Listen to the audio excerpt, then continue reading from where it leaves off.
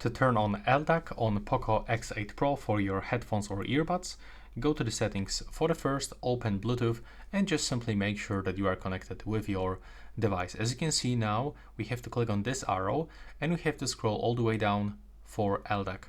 So we have to just click on this switcher, and sometimes you will be not able to find LDAC here. So I'm just gonna quickly show you how we can actually get this.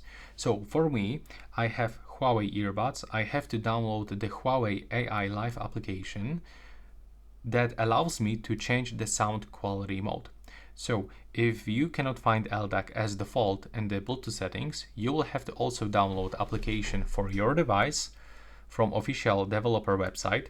And you have to find something called about sound quality or sound codec, something like this. It can actually look different. It depends.